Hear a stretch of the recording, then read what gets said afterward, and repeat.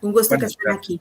Les doy de nuevo la bienvenida al cuarto coloquio interno de investigación que organiza la Dirección de Investigación y Posgrado de la Universidad Rosario Castellanos. Yo soy Mirza Silva y seré la moderadora de esta mesa que se llama Prácticas Educativas y Procesos de Formación en la Educación Superior y pertenece al programa de Maestría en Ambiente, Sistemas y Gestión Educativa Multimodal, AMASGEM. Esta mesa está conformada por 2 docentes comentaristas, a los cuales presentaré a continuación. Es la doctora Josefina Patiño Salceda, es doctora en Educación por la Universidad Autónoma del Estado de Morelos, con estancia postdoctoral en el ISUE de la UNAM y ha realizado estudios sobre el significado y función de los procesos de formación doctoral. Buenas tardes, doctora. También se encuentra el doctor Jorge Alberto Chona Portillo, quien es doctor en Pedagogía, maestro en Ciencias Antropológicas, licenciado en Comunicación Social, investigador y profesor de Educación Superior en la Benemérita Escuela Nacional de Maestros y es candidato en el SNI desde octubre de 2022. Además de nuestros comentaristas, dentro de esta mesa se encuentran los estudiantes que presentarán sus avances del trabajo terminal y que en un momento presentaré. Les comento que la dinámica de trabajo es que cada uno de nuestros estudiantes cuenta con un máximo de 10 minutos para realizar la presentación de sus avances de investigación.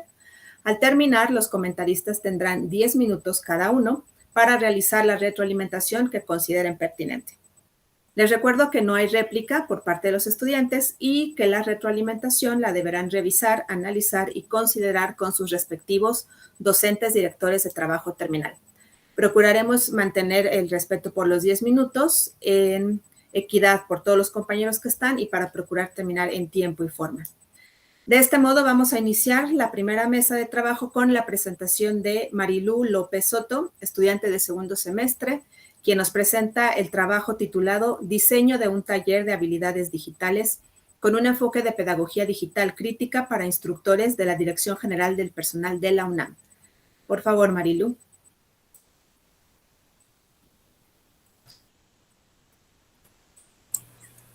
Sí, voy a poner mi presentación. Por favor.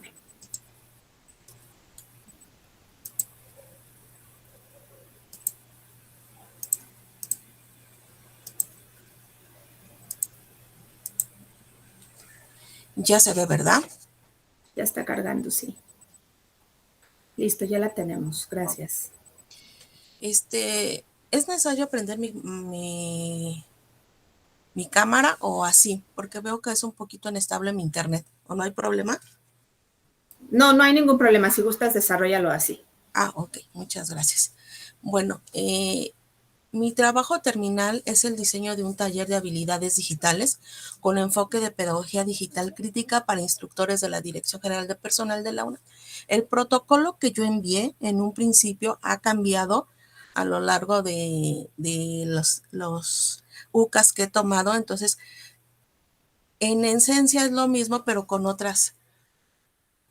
le apliqué otras cosas. Bueno, los antecedentes de la situación, pues es la crisis sanitaria del COVID, el impacto que se llevó en la educación, esta parte donde la SED implementó actividades a distancia en todo nivel, en todos los niveles, cómo ha cambiado las políticas educativas a partir de ello, en este caso, cómo ha cambiado desde la Constitución, decir que en México el Internet ya es un derecho constitucional, cómo la ANUYES, la UNESCO han presentado documentos donde se le da más énfasis a la educación en línea, cómo es el apoyo que se le da a los docentes y en qué se tienen que basar. En este caso, mi comunidad educativa de intervención es la UNAM, entendiendo la UNAM como una de las universidades más importantes del país, la más grande. En este caso, vamos a enfocarnos en la Dirección General de Personal. A su vez, tiene varias direcciones, en la Dirección de Administración de Personal y en la Subdirección de Capacitación y Evaluación, donde se capacita todo el personal de confianza y funcionario de la UNAM, en el cual nosotros nos vimos en la necesidad de cambiar a partir de la pandemia todo lo que fue la educación, toda la capacitación, que pasó a ser en línea. En este caso nos enfrentamos a que, aunque teníamos una plataforma institucional, Nuestros cursos solamente el 20% eran en línea, la gran mayoría no lo eran. ¿A qué retos nos enfrentamos nosotros y también nuestros instructores? A ellos diseñar cursos, diseñar recursos didácticos digitales, todo esto que ellos hacían presencial, hubo este cambio, a explorar nuevas plataformas que ellos no conocían y entre sus principales problemáticas, adecuar estos contenidos que ellos tenían en cursos presenciales y estos recursos. Ellos no tenían la formación en diseño instruccional ni tenían las habilidades digitales para hacerlo. Para ellos representó un estrés y un trabajo adicional. Su curva de aprendizaje de nuestros instructores fue muy pronunciada, aunque tuvieron apoyo externo en lo tecnológico, en lo pedagógico, no siempre hubo esta parte de ellos, de ser no tenían tanto los recursos o el aprendizaje tan adecuado para llevarlo a cabo. Y a partir de eso, nosotros necesitamos entregar evidencias de ese aprendizaje en nuestros trabajadores o alumnos. ¿Cuál es el fundamento teórico conceptual, en este caso del trabajo? Son las competencias digitales, sobre todo esta parte, lograr las competencias digitales de nuestros instructores. Nosotros nos vamos a centrar, aunque hay varias áreas de las competencias digitales, nos vamos a centrar en una, que es la creación de contenidos digitales. ¿Cuáles son estas competencias? Pues el desarrollo de contenidos digitales, la integración y reelaboración de contenidos, los derechos de autor y las licencias y la programación que ellos tenían que tener como unas habilidades digitales. Nuestro fundamento teórico conceptual para este trabajo, me basé en un principio en la pedagogía crítica.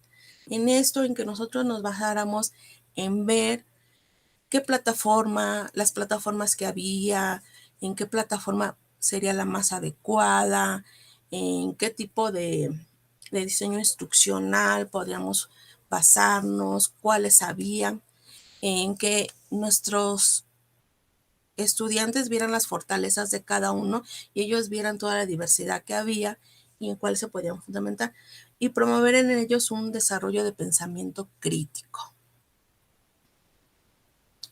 Mi modelo de intervención o método de investigación, este tipo de investigación será un estudio descriptivo a los instructores de acuerdo con sus competencias y habilidades digitales. El método que se utilizará es la aplicación de una encuesta para obtener la información deseada. Sería una investigación cualitativa. Se aplicará una encuesta a una muestra de 20 instructores donde se analizarán estos datos. Mi objetivo o propósito es que los instructores desarrollen sus destrezas tecnológicas, competencias y habilidades digitales en la creación de contenidos digitales que les permitan realizar de una manera más eficiente y eficaz sus diseños instruccionales en la plataforma Moodle, apoyando de recursos digitales actuales a través de un taller de habilidades digitales con enfoque de pedagogía digital crítica. Mis objetivos específicos es que ellos desarrollen un proyecto durante el evento, que es el diseño de un curso en Moodle, utilizando todo lo aprendido en el taller sobre contenidos digitales, desarrollar, crear, editar contenido digital en diferentes formatos y medios digitales en el diseño de su curso, integrar, modificar y mejorar información y contenido digital existente para crear contenido y conocimiento nuevo, original y relevante en el diseño del curso, aplicar los derechos de autor y las licencias a los datos, la información y el contenido digital en el diseño de su curso.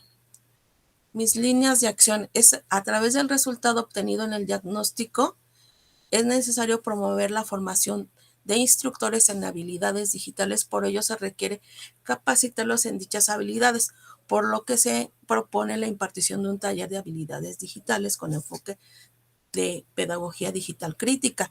El taller se impartirá en modalidad en línea en la plataforma Moodle Kaplan, que es de la dependencia. ¿Cuáles son mis estrategias de desarrollo en la intervención? Yo lo dividí en 5 fases. La primera es la aplicación de una evaluación diagnóstica. La evaluación diagnóstica se estaría basando en preguntas diseñadas a partir de competencias y habilidades digitales de la UNESCO, el marco de competencias de los docentes en materia de la TICS de la UNESCO. Mi diseño, en este caso, es el taller de habilidades digitales con enfoque de pedagogía digital crítica, la selección de una plataforma educativa que en este caso es Moodle, y tomar en cuenta que ellos tendrían que realizar un proyecto final al término del taller. Mi desarrollo sería en la plataforma Moodle Kaplan, que es la plataforma institucional. Estaría en el desarrollo tanto las actividades y recursos que se van a poner dentro de la plataforma. La implementación son los espacios de socialización, en este caso serían foros colaborativos y utilizar Zoom, y los participantes podrán consultar las grabaciones de Zoom y los foros para las dudas. Mi evaluación tiene tres etapas. En este caso, la evaluación es centrada en las tareas, juegos, contenidos, en las actividades. Las evaluaciones continuas centradas en el aprendizaje diario. En este caso, habría evaluaciones parciales o autoevaluaciones. Y por último, la evaluación del proyecto para el diseño de un curso en línea. Los recursos que yo estaría utilizando son el servicio de internet, la computadora, la plataforma de Moodle Kaplan, Zoom, y este sería un cronograma del trabajo que se elaboraría. En la fase 1 estaríamos ocupando el mes de julio, en la fase 2 el diseño agosto, en la fase 3 el desarrollo que es septiembre, en la fase 4 la implementación en octubre y en la fase 5 que es la evaluación en noviembre. Mis conclusiones provisorias. A lo largo del desarrollo de este trabajo, me di cuenta que en el desarrollo del trabajo tengo que cambiar el enfoque que le venía dando, que es la pedagogía crítica, a un enfoque diferente, que aún estoy analizando a qué enfoque podría cambiarlo. Aquí están mis referencias. Entonces, dejo de compartir. Muchas gracias, Josefina. Vamos con la parte de retroalimentaciones, comenzando con la doctora Patiño, por favor. Muchas gracias. Primero felicitar a Marilú por el trabajo que ha desarrollado. ¿Sí me escucha? Sí se escucha bien, ¿verdad? Sí se escucha bien. Sí. Muchas gracias.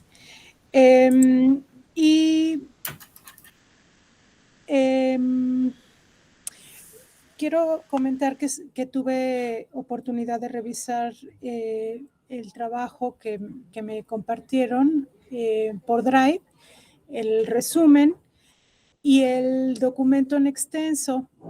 Y pues tengo una principal observación, Marilú, que no sé si habrás discutido ya con tu director o directora de tesis, y quisiera planteártelo para que tú lo puedas tener en cuenta para el desarrollo de tu proyecto. ¿Cuál sería la diferencia entre un proyecto de investigación, Marilú, y el diseño de un taller? Pienso que podrías encontrarte quien te cuestione, así como está el título de tu proyecto, pareciera que estamos hablando nada más del diseño de un taller de habilidades digitales con enfoque de pedagogía digital crítica, que bueno, ahora nos comentas que eso está a revisión. A mí lo que me parece es que tú partes de un problema concreto que está muy bien, es una necesidad de formación de instructores de la UNAM, de la Dirección General de Personal de la UNAM, y está muy clarito el problema, lo dices muy bien en el resumen y lo dices también después en el marco contextual. El problema es que estos instructores, pues, a raíz de la pandemia, no detectaron que no tienen habilidades digitales para la docencia. Entonces, el problema está claro. Ahora, pues, ¿qué hacer con ellos? Y cómo plantear esto en un proceso de formación de maestría. Creo que es algo que se ha discutido ampliamente en otros espacios. Creo que también toca la investigación, lo que podemos entender como investigación aplicada y como investigación básica. Para algunas personas, pues en una formación de maestría tendríamos que estar pensando en una formación totalmente intelectual, que no llegue a la resolución de problemas. Para otras, que desde mi punto de vista ya están un poco más avanzadas, pues hablan de la resolución de los problemas concretos, ¿no? De los espacios en los que nos encontramos y que tienen que ver también con nuestros espacios laborales y profesionales. Entonces, aquí, ¿cuál sería tu aporte, Marilú? ¿Cómo entender este proyecto para entenderlo sí como un proceso riguroso de investigación que, que va a tener impacto en la práctica profesional? Entiendo que en tu práctica profesional, porque tú trabajas ahí, me imagino.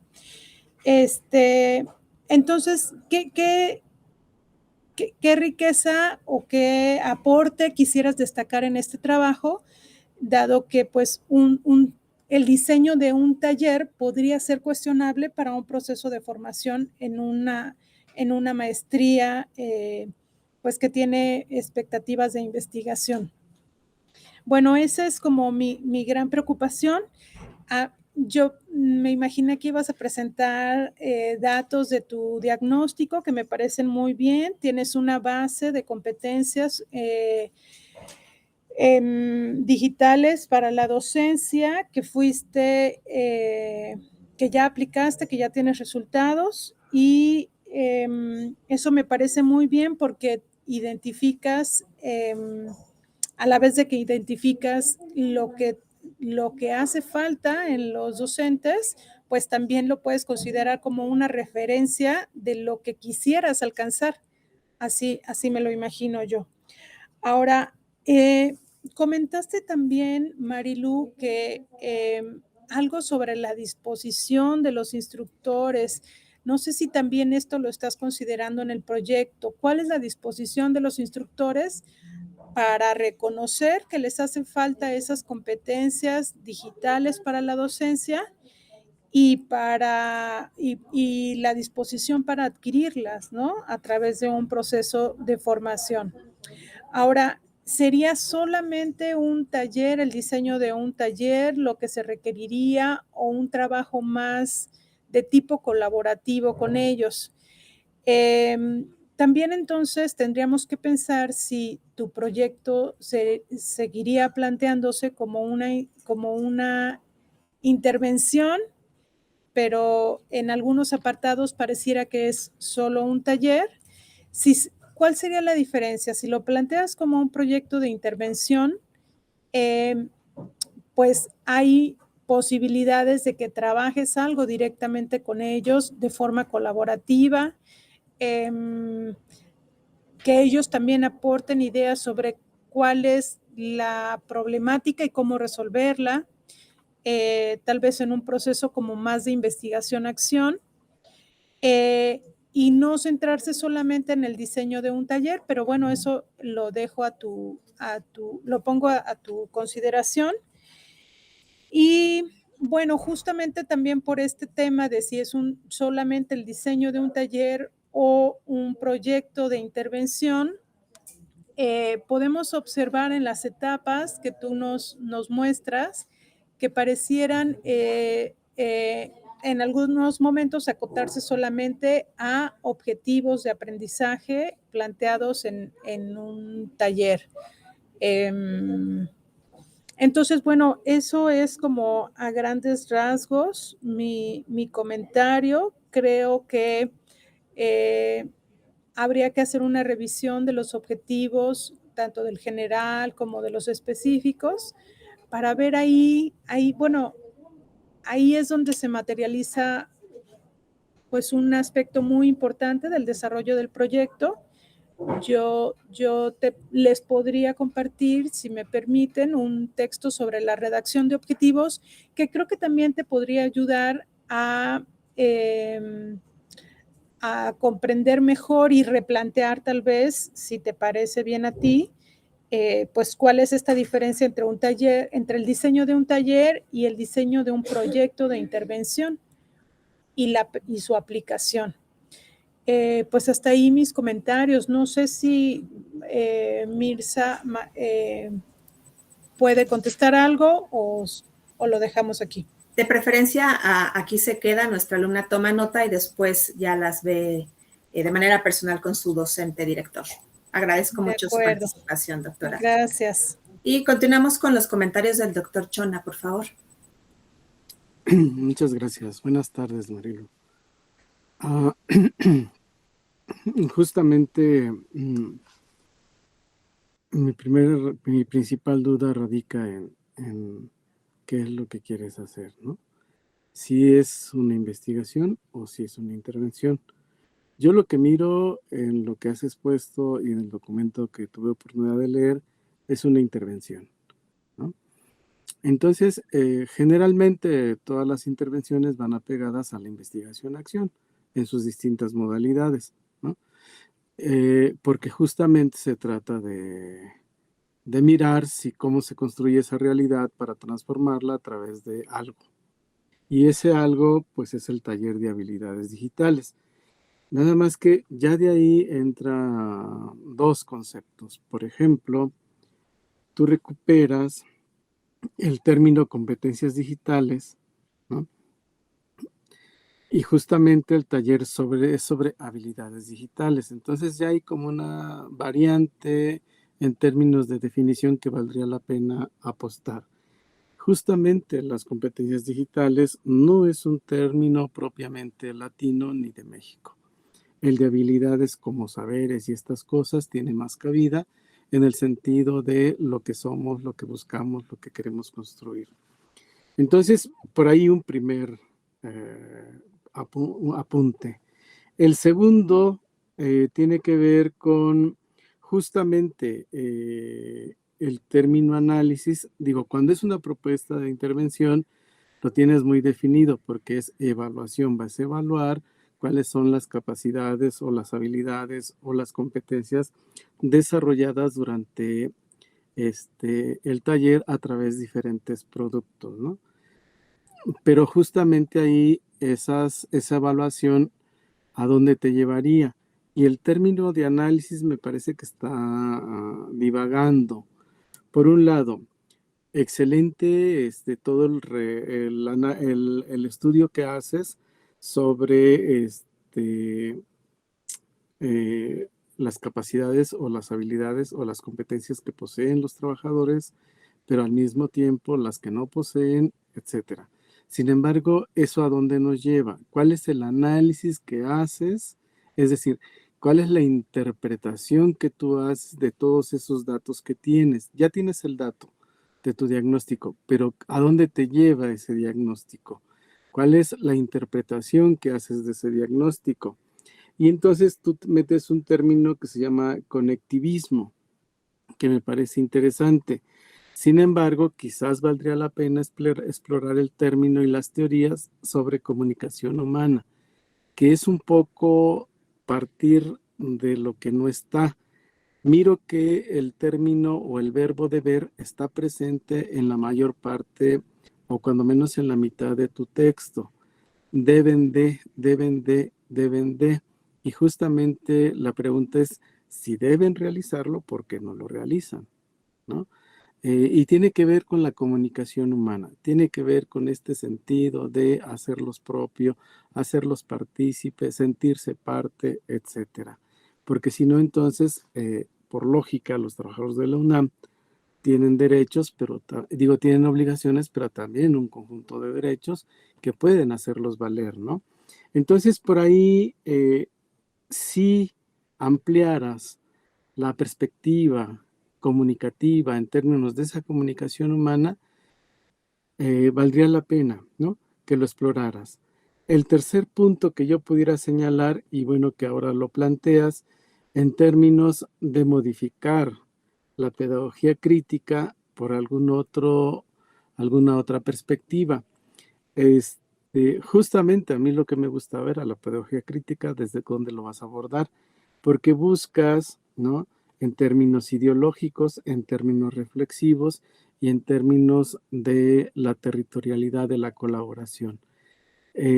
Si lo cambias, entonces el término agenciabilidad, que es como cada uno de nosotros se agencia recursos para poder solventar lo que uno pretende hacer, pues queda disminuido. Y lo mismo el planteamiento, el término que tú pones como empoderamiento o como Foucault diría, la construcción del poder. No hay otra manera más que sentirse parte de algo cuando uno se identifica como un ser autónomo y con poder de hacer, de decidir, de plantear, de desarrollar, no como ese sujeto pasivo que obedece y tiene que obedecer y tiene que tal. Entonces por ahí, comunicación humana y pedagogía crítica me parece que van de la mano, pero bueno, es tu decisión junto con tu asesora o asesor de poder determinar si exploras más esto o si lo renuncias. También encuentro de alguna manera dos términos, ¿no? Literacidad y alfabetización digital, que me parece que no son lo mismo, que marcan ciertas diferencias que valdría la pena explorar, ¿no? Tan es así que no es lo mismo porque estamos hablando de nuevas prácticas en una cultura digital. Estamos hablando de algo más allá de el desarrollar ciertos elementos digitales o el dominio de ciertas herramientas digitales, porque la técnica no es solamente dominar las herramientas en sí, la técnica es justamente dominar las herramientas para replantear muchísimas cosas, ¿no? Es decir, el saber práctico que está ahí o que subyace ahí tiene que ver con la teoría y la práctica. Entonces la técnica, el dominio de la técnica es que tú logras dominar algo para transformar algo, para radicarlo en otra cosa o para hacer una perspectiva diferente, ¿no? Entonces, esos son otros elementos que yo miro que falta un poquito de profundizar en ellos. Y finalmente, justo a través del taller tú te propones diversos objetivos que están muy bien elaborados, pero coincido con la doctora que me antecede, yo no sé si eso es todo lo que da la maestría. A mí me parece que la maestría da para mucho más que un taller. El taller puede ser una forma de, un elemento de, pero no es toda la intervención del taller o su diseño, porque justamente pensemos de alguna manera la intervención como un camino de ida y de regreso. Es decir, ¿qué aplico, qué recupero, qué reconsidero, qué transformo, qué reafirmo, qué profundizo, qué búsquedas tengo que hacer más? No olvidemos que la investigación es justamente un aprender a preguntarse desde lo complejo o hacer preguntas más complejas cada día, ¿no? Pues bueno, esas serían mis observaciones. Gracias. Gracias a usted, doctor. Vamos con nuestro siguiente estudiante. Corresponde el turno a Lilian Gabriela Valencia Turcot, estudiante también de segundo semestre, y el trabajo se titula Creación de un curso e-learning de bioquímica metabólica para la enseñanza en la educación superior. Adelante, Lilian. Sí, buenas tardes. Estoy tratando de compartir. Espero que pronto ustedes vean la presentación. Nada más me avisan, por favor, si es que la ven. Ya se ve. Ok, entonces, bueno, agradezco mucho a todos los organizadores del coloquio. Un gusto compartir con David. Hola, David, compañero de la maestría, y bueno, muchas gracias por estar presentes. Y agradecer obviamente a los comentaristas de antemano, al doctor Chona y a la doctora Patiño. Bueno, ya la doctora Silva me hizo favor de leer el presentarme. He de decirles que este trabajo es bastante preliminar. De hecho, como lo acaban de comentar también los doctores, van a encontrar algunas diferencias de lo que entregué con esto, ¿no? Pero creo que estoy en constante modificación del curso. De hecho, quería modificar el título, pero pues ya no lo hice por respeto a lo que mandé. Pero bueno, lo que sí se va a conservar es la bioquímica metabólica y la educación superior. O sea, es la creación de este curso, pues está orientado a la educación superior y lo que quiero abordar es específicamente el tema es bioquímica metabólica. La bioquímica metabólica se llevan varias licenciaturas a nivel superior, las áreas químico-biológicas, pero específicamente lo que quiero abordar es la comunidad de estudiantes de la asignatura de Biología Molecular de la Célula 2 en la Facultad de Ciencias de la Universidad Nacional Autónoma de México, la UNAM. ¿Qué me di cuenta de esto? Pues es que estos alumnos tienen estas 3 A's que yo veo. Altos índices de reprobación, abandono de la asignatura, que estos, son factores, son consecuencias multifactoriales, y lo que yo quiero es, pues, por medio de esta creación de este curso, pues mejorar bajar los índices y, bueno, permitir que no haya abandono de la asignatura. Y otro súper importante, las actitudes que tienen post-COVID.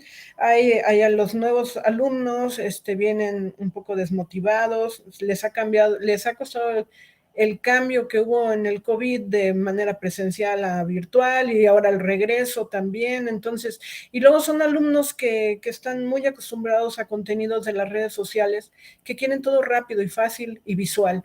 Y entonces por eso yo consideré que esto sería un aporte grande para estos alumnos, que es crear este material educativo autogestivo con apoyo de las tecnologías de información y comunicación, que son las TIC. Y bueno, y además que haya un sitio de retroalimentación para los alumnos donde ellos libremente puedan escribir sus dudas, opiniones y sugerencias, cosa que no ocurre ahora en la manera presencial, son muy, muy, muy tímidos. Entonces yo me planteé unas preguntas que son: ¿qué relación guarda el proceso de la enseñanza-aprendizaje con la incorporación de las TIC?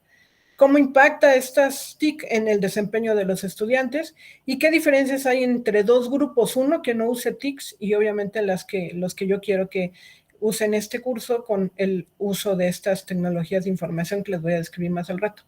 Yo sé que estas preguntas pues las han abordado varias ensayos o varios bibliografía que yo he encontrado.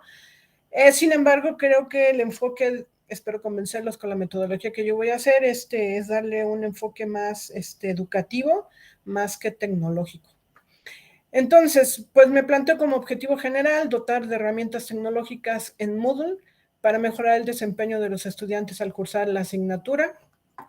Y como particulares es diseñar y desarrollar los recursos, los instrumentos de diagnóstico, de evaluación. Como segundo punto segundo apartado sería aplicarlos en la plataforma Moodle y incluso los instrumentos de evaluación. Y por último, el análisis, como qué impacto tuvo el uso de las TIC, obviamente comparar los logros académicos después del uso de estas y, bueno,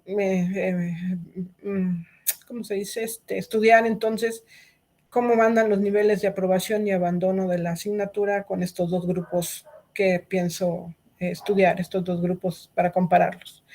Entonces, como fundamento teórico, pues el marco curricular, pues ya tendré que analizar o tendremos que analizar el nivel curricular de la asignatura.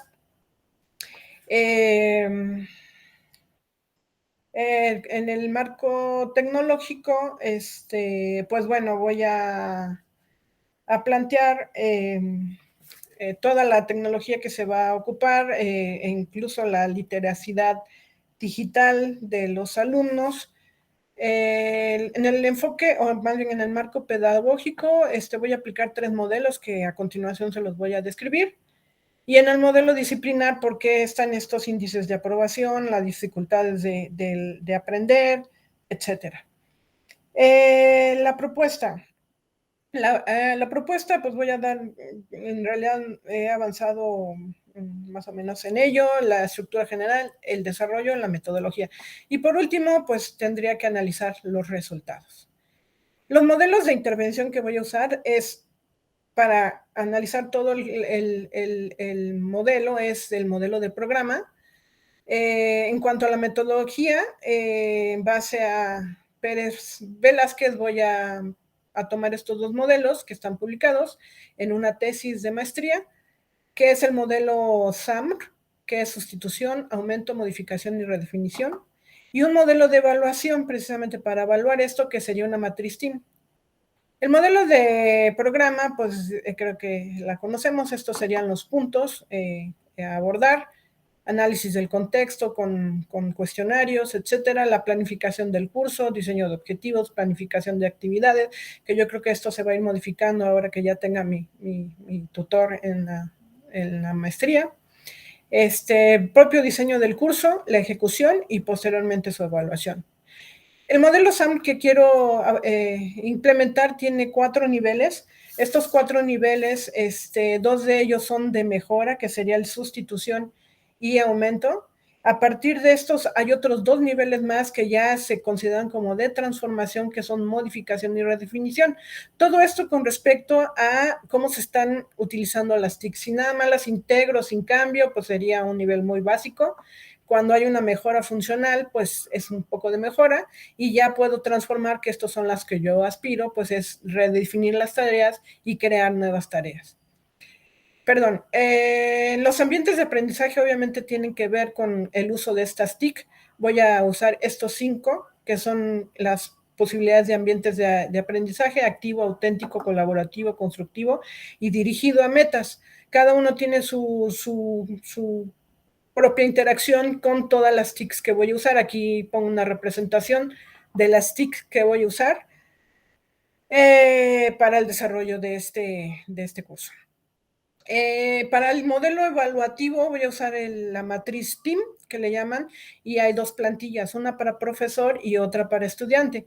Pero estas matrices correlacionan específicamente los 5 niveles de integración de las TIC, que aquí las ven, con los 5 ambientes de aprendizaje. Entonces, el profesor, en mi caso, pues tendría que evaluar cada uno de los recursos y asignarle una puntuación, y de aquí estimar si son pertinentes o no. Los alumnos también tendrían que correlacionar entonces estos 5 niveles de integración de las TIC con cómo se sienten con este proceso de enseñanza-aprendizaje con el uso de las TICs, que son adopción, adaptación, infusión y transformación. La estructura general, pues ya les he mencionado que la pienso instalar en Moodle. En realidad tenemos en la Facultad de Ciencias, afortunadamente hay carreras de cómputo, de matemáticas, existen recursos como computadoras, internet estable, y de hecho en Moodle tenemos una persona, un técnico académico que nos puede ayudar en subir las actividades. Eso voy a usar, esta plataforma. El curso está, que no me alcanza a describirlo por aquí por el tiempo, pero está constituido de 9 unidades temáticas con sus respectivas actividades, con sus propias estrategias didácticas y, por supuesto, con sus evaluaciones. El desarrollo, entonces, es un curso de learning con estas 3 etapas. Lo que me interesa destacar aquí es la retroalimentación. Esta retroalimentación es muy importante para seguir modificando y reestructurando y redefiniendo el curso con fines de mejora. El cronograma es algo muy preliminar. Considero en cada una de estas etapas de tomarme este tiempo. De hecho, esto está basado en el modelo de programa. Incluso le incluí en la barra de retroalimentación, que yo considero que desde el diseño sería bueno estar retroalimentando este modelo. Y bueno, por último quiero destacar que este trabajo pues está en una fase muy preliminar, pero pretende ser un acercamiento. Justamente lo que estaban discutiendo ahorita los moderadores. Considero que es una investigación educativa. Y segundo, pues crear este curso para la integración de las TIC, sobre todo en este tema que me interesa, la bioquímica metabólica. Y bueno, evaluar sus ventajas, desventajas, el uso de esta plataforma en esta modalidad e-learning. Pues todo con ello, todo por en el proceso de enseñanza-aprendizaje. Y pues esto es todo y espero sus comentarios. Muchas gracias. Muchas gracias por tu presentación, Lilian. Vamos con la ronda de retroalimentaciones. Iniciamos con la doctora Josefina, por favor.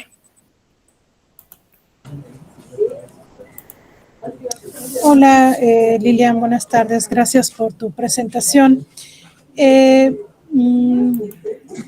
este caso, tuvimos el resumen de tu trabajo. Y bueno, pues un poco similar a lo que comentaba con la compañera que te antecedió, con Marilú. Pienso que habría que tomarse el tiempo para reflexionar un poco más, Lilian, sobre pues qué es un proyecto de intervención, para que no corramos el riesgo de quedarnos solamente con el diseño de un curso. Sí, creo que no porque esté mal el diseño de un curso, sino porque el curso solamente sería o podría entenderse, si se queda como parte importante de tu proyecto, solo como una parte del proyecto de intervención. A mí me gustó tu resumen porque me parece que fuiste muy precisa, muy concreta sobre todo, bueno, en los dos párrafos, pero me parece que en el segundo dices de manera muy concreta, a ver, tenemos un problema de deserción, un problema de reprobación, que también lo comentas en tu presentación, de la asignatura bioquímica metabólica. Sobre esta problemática, yo creo que podríamos, bueno, como tú lo podrías considerar con tu directora de tesis o director, regresar otra vez al problema para ver entonces qué caminos se pueden explorar. ¿Qué podemos hacer para comprender mejor un problema, Lilian? Pues en los diseños de intervención generalmente hacemos un diagnóstico y nos acercamos a las personas que están involucradas en el problema, pues para saber cuál es su punto de vista, porque puede ser que nosotros tengamos alguna idea de cómo solucionar el problema, pero pues solamente es nuestro punto de vista. Entonces, con los diagnósticos y con los proyectos de investigación-acción en los que pues se asume que va a haber varias personas que van a intervenir en el proyecto, es importante y necesario escuchar los puntos de vista de los otros para entender mejor el problema y plantear entonces rutas para resolverlo. Yo diría que eso es lo que más hace falta en este momento. Veo que has hecho un esfuerzo por revisar modelos, teorías, etcétera, que pueden estar muy bien, pero creo que sería muy importante entender o escuchar el punto de vista de los estudiantes sobre por qué esa reprobación y qué tiene que ver con la bioquímica y qué tiene que ver con los docentes y qué tiene que ver con, no sé, el espacio en donde toman la asignatura, son los contenidos, son los métodos de enseñanza, son las situaciones particulares de los estudiantes. Entonces, creo que habría que regresarse un poquito a hacer algunas preguntas sobre la problemática para entonces revisar qué es lo que se podría plantear en el proyecto como ruta metodológica y teórica. Esa sería toda mi intervención. Muchas gracias, Lilian. Gracias. Muchas gracias. Continuamos con los comentarios del doctor Chona, por favor. Muchas gracias. Buenas tardes, Lilian. Yo tuve un problema. Los dos documentos que llegaron por Drive son del mismo resumen. No está el documento en extenso del proyecto, entonces eso limita un poco la interpretación o puede estar un poco sesgada, ¿no? Me disculpo por ello. es muy interesante lo que planteas en términos de la deserción, reprobación y abandono, ¿no?, de los estudiantes. Pero mi pregunta principal es, ¿y por qué se vuelve un problema eso? ¿Por la eficiencia terminal? ¿Por los costos-beneficio? ¿Por el prestigio institucional? ¿Por qué? ¿Por qué se vuelve un problema? Y creo que no está planteado un problema, está planteada una problemática. O 3 problemáticas: deserción, reprobación y abandono. Esas 3 problemáticas, ¿cómo se transforman en un problema, ¿no? Y entonces tiene que haber, ¿no?, análisis curricular, ¿no? ¿Será que es el currículum el que no permite que los jóvenes o las jóvenes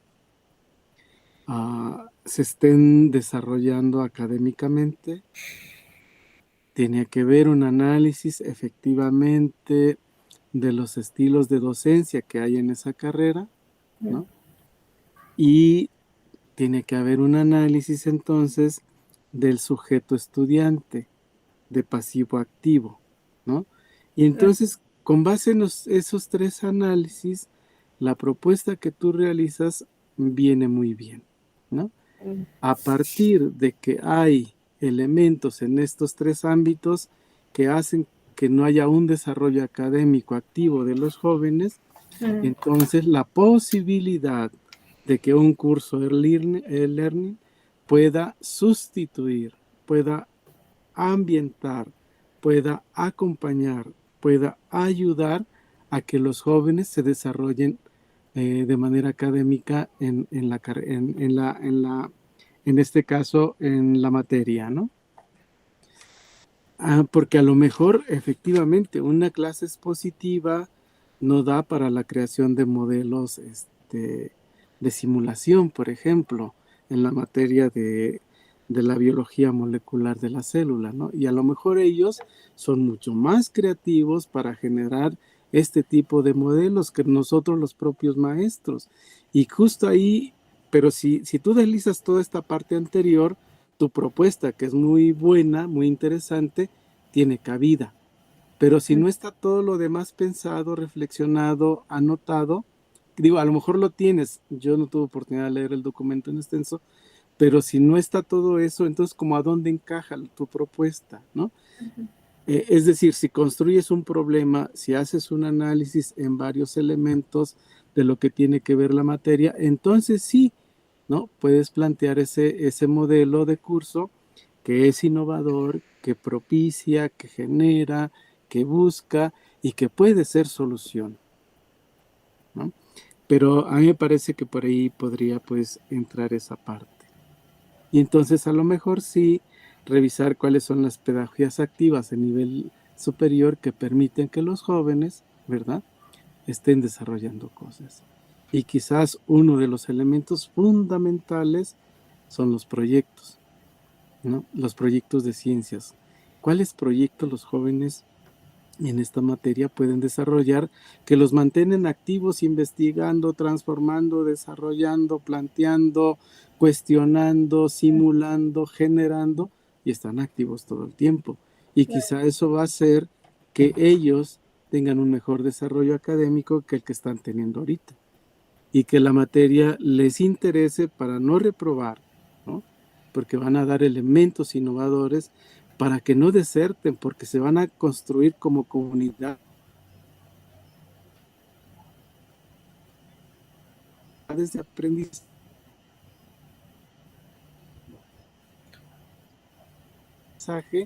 que van a pensar en sí mismos y en los otros, y no van a abandonar. No lo sé, pues aportar en mis observaciones. Muchas gracias. Gracias, doctor. Muchas gracias, doctor. Vamos con nuestro tercer participante esta tarde, es el alumno José David García Salazar, también de segundo semestre, y su trabajo se titula Propuesta Educativa en TIC para docentes de nivel superior, diseño y metodología. Por favor, José. Gracias, gracias, buenas tardes. Voy a compartir pantalla.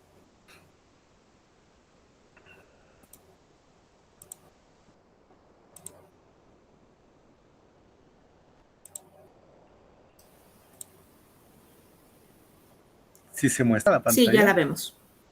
¿Pantalla completa? Sí, gracias. Ok, muchas gracias. Buenas tardes. Bueno, es importante destacar que la propuesta del modelo de intervención se encuentra en una etapa inicial de desarrollo, evaluación y proceso de cambio que se espera que contribuya al fortalecimiento de competencias tecnológicas de los docentes y la mejora de la calidad educativa en la Universidad Justo Sierra. Antecedentes de la situación. La Universidad Justo Sierra tiene una trayectoria de más de 20 años en la impartición de la educación a nivel superior. Cuenta con 3 planteles al norte de la ciudad en la delegación Gustavo Amadero. Su oferta educativa es amplia con una variedad de programas educativos en diferentes áreas del conocimiento. El modelo humanista se enfoca en la formación integral de los estudiantes, fomentando el desarrollo de habilidades, valores y conocimientos, promoviendo el aprendizaje autónomo y colaborativo, con perspectiva crítica y reflexiva sobre su entorno. Además, la universidad fomenta la formación continua para el personal de sus docentes. Considera la formación continua como una tarea básica y esencial para su personal. Se espera que complementen su formación con elementos conceptuales nuevos y adquiera habilidades de carácter tecnológico, lo que les permitirá responder a las demandas actuales de la enseñanza, pero sobre todo del aprendizaje. Sin embargo, más allá del contexto y su modelo educativo, el instituto busca siempre una formación de excelencia y calidad que permita desarrollar y aprovechar al máximo todas sus virtudes. Objetivos y propósito. ¿Qué voy a hacer? Sería proponer un diseño para un programa de intervención educativa que fortalezca las competencias y habilidades del siglo XXI, enriquecer el conocimiento de los docentes de la asignatura de TICS de informática en el uso de la suite de Office y herramientas de productividad e innovación que permitan crear, editar y gestionar documentos ante la llegada de la articulación del LLM. Grandes lenguajes extendidos en la suite para emplear en su trabajo docente con el fin de mejorar el proceso de enseñanza, aprendizaje y preparar a los estudiantes para un mundo digital en constante evolución. Los objetivos específicos: se pretende que la plantilla de docentes de la asignatura de TICS aprendan a utilizar estas herramientas de innovación en la transformación de la nueva paquetería de la suite de Office ante la llegada y automatización de los procesos como es el LM o conocido como la inteligencia artificial. Se planea evaluar y sistematizar la experiencia mediante una evidencia de aprendizaje de la intervención en el desempeño y los resultados de las tareas o actividades específicas por parte del docente. La propuesta del diseño de intervención en la formación de competencias se dirige a un sector de docentes en la universidad en una fase inicial de una plantilla de maestros de asignatura de TICS del área de informática con el fin de que se conozca y empleen la integración a la suite de Office, de LLM o inteligencia artificial que incorpora tanto en su sistema operativo como en la suite actualmente, componente que se pretende aprovechar y potenciar por completo interrelacionando la inteligencia artificial con la educación. Por ello se sugiere trabajar otras aptitudes vinculadas a los distintos tipos de inteligencia. Estas competencias están relacionadas con los retos del siglo XXI. Según la UNESCO, los educandos del siglo XXI deben comprometerse con un aprendizaje a lo largo de toda la vida. Se debe hacer periódicamente un balance de lo que saben y de lo que todavía les queda por entender y estar preparados para reciclarse ante situaciones nuevas que requieren nuevas competencias tecnológicas y en el que el docente puede aprender a utilizar. El contexto de la comunidad de profesores es una plantilla de docentes de la asignatura de TICS que se encuentra integrada por 20 profesores del plantel 100 metros, los cuales se distribuyen en un solo turno, es el turno matutino. ¿Para qué se realizará esta propuesta? Sería para fortalecer, mejorar y aplicar de manera eficiente las TICS. El propósito de esta intervención es proponer una formación pedagógica sólida, que se espere que la intervención contribuya a que los docentes se sientan más seguros y capacitados para utilizar de manera efectiva las tecnologías educativas en su enseñanza, lo que a su vez beneficiará el proceso de aprendizaje de los estudiantes. David, ¿sí? Disculpa que te interrumpa, no está avanzando tu presentación, no sé si ahí se iba a quedar en objetivo o nos tienes... No, de hecho, bueno, son pocas láminas, pero... Ah, ok, o sea, sí estábamos bien entonces. Sí, okay. Disculpe, Sí, esta es la siguiente, a eso iba precisamente. Sin problema, gracias. Ok, bueno, se realizaría la propuesta para que los docentes se sientan más seguros y capacitados a utilizar de manera efectiva las tecnologías educativas en la enseñanza, lo que a su vez se beneficiaría del proceso de aprendizaje de los estudiantes y su preparación para el mundo digital en constante evolución. ¿Cómo lo voy a hacer? Bueno, se llevará a cabo dicha propuesta que se requiere una evaluación y análisis de ciertos factores. El programa de la propuesta de diseño e intervención será impartido mediante recursos, materiales humanos y tecnológicos. De esta manera se facilitará la implementación de intervención educativa en un modelo híbrido mixto con un enfoque combinado de formación presencial y remota, por lo que la institución sí se cuenta con recursos suficientes tales como recurso humano y en él se estiman actores que se involucran como los facilitadores y participantes, equipo multidisciplinario, capacitador docente especializados para la capacitación en TICS, áreas como secretaria de unidad, consejo divisional, secretaria académica y personal de área de soporte técnico. Los recursos materiales tecnológicos son impredecibles, por lo que se cuenta con 8 laboratorios equipados, cada uno con un videoproyector, audio ambiental, 31 computadoras en cada uno de los laboratorios, sistema operativo óptimo, actualizado con Microsoft Windows 11, internet de banda estable que llega por vía cobre en cada una de las estaciones de trabajo. Cuenta con licencia de plataformas como es Zoom, Teams y herramientas de paquetería de Office 365.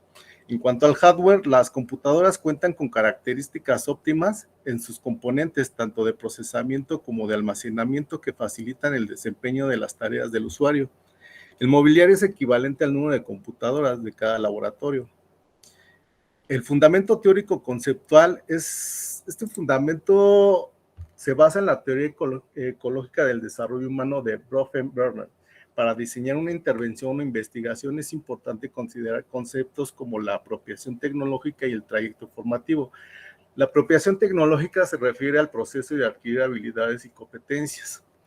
Modelo de intervención o método de investigación es en la que la estrategia metodológica para desarrollar la intervención se incluirá un enfoque cualitativo y la metodología del diseño instruccional para diseñar materiales y actividades educativas eficientes. La estructura del modelo instruccional ADI nos permitirá llevar el diseño de la intervención con un enfoque sistemático que se compone por 5 fases. El análisis: se realizará una evaluación de necesidades de formación y recursos, los objetivos de aprendizaje, los conocimientos previos, el contexto educativo y los desafíos específicos.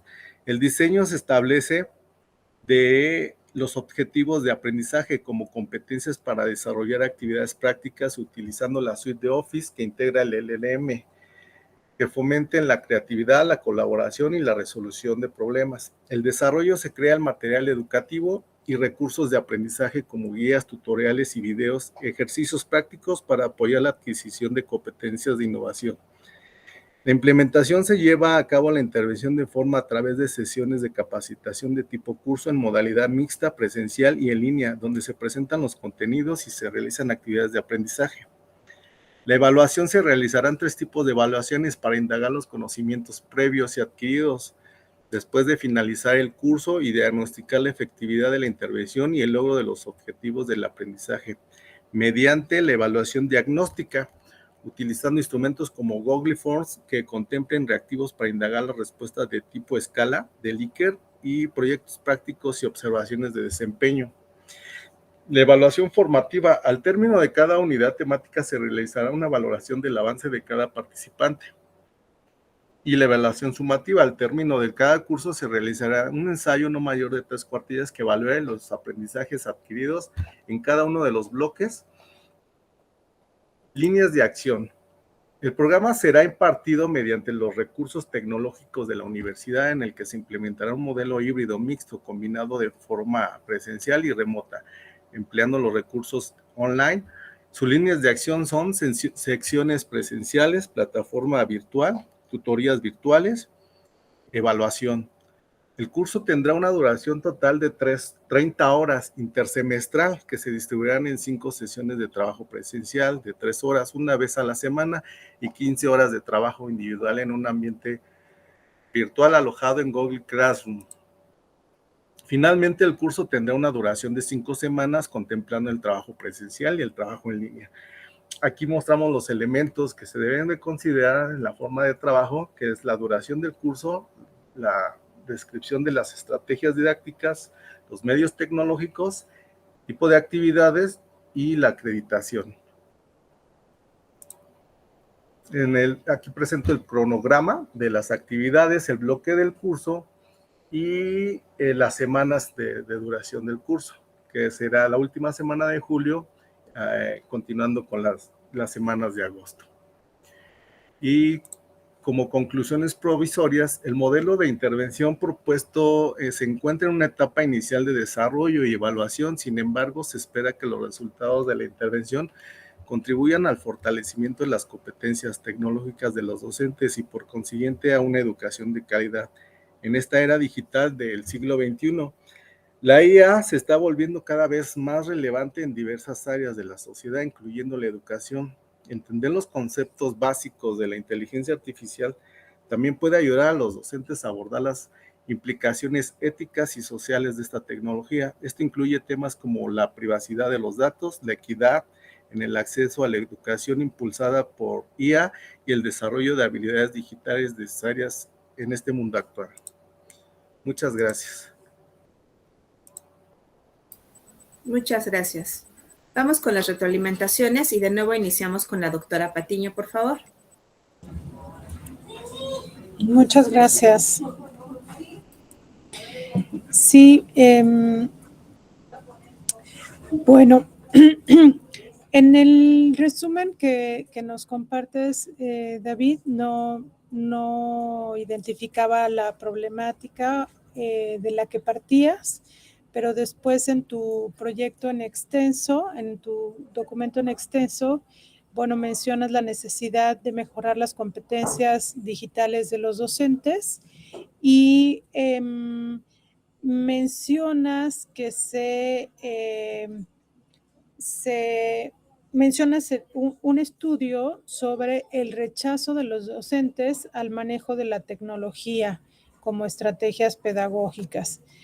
Entonces, pues yo sugeriría que estés constantemente revisando tu problemática de partida para ver, para ir haciendo como las adecuaciones en tu proyecto y que te vayan guiando también, así como el objetivo general, ¿no? Que te propones.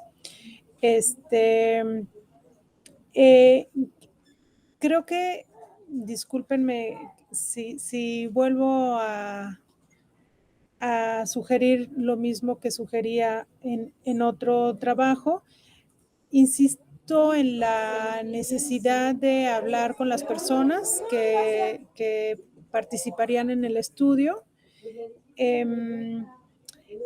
Creo que los problemas que ustedes están revisando no son problemas sencillos. Hay cierta complejidad y creo que es parte del trabajo de investigación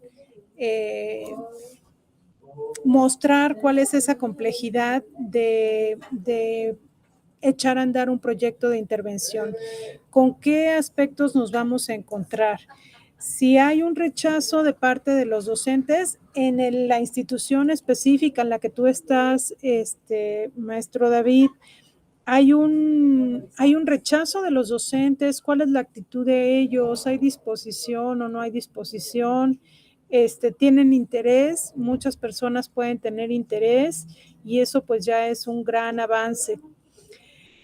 El otro tema en el que quisiera insistir es si es un proyecto de investigación-acción, entonces sería conveniente que indaguemos un poquito más sobre pues cuáles son las características de un proceso de investigación-acción.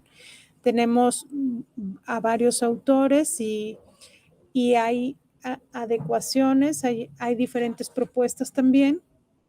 Pero en términos generales, la principal síntesis de un proceso de investigación-acción es un proceso circular en el que partes de una problemática, de un problema de investigación, diseñas estrategias que te permitan dar solución o proponer soluciones, las operan, las llevan a la práctica y después revisan qué fue lo que sucedió, qué les resultó bien, qué no les resultó bien, e inicia otra vez el proceso de reflexión y el proceso de acción. Entonces, si nosotros, bueno, si tú en tu proyecto te estás planteando el proceso de investigación-acción, sería conveniente que revisaras cómo, si vas a utilizar este proceso circular y quiénes estarían participando y cómo estarían participando en este proceso. ¿O solamente lo guiarías tú? Porque si fuera el caso también, pues también entonces tendríamos que ver si realmente es un proceso de investigación-acción o es de otro tipo de metodología. Ahora, en estos procesos, la verdad es que en mi experiencia y lo que he observado, no es sencillo tampoco plantear un proceso de investigación-acción porque pues tendría que ser una apuesta también institucional y colaborativa y de compromiso personal, y no sé si eso exista en tu institución ahorita. Entonces creo que vale la pena pensar o considerar todos esos aspectos para que tú puedas definir mejor cómo se va a realizar el proyecto.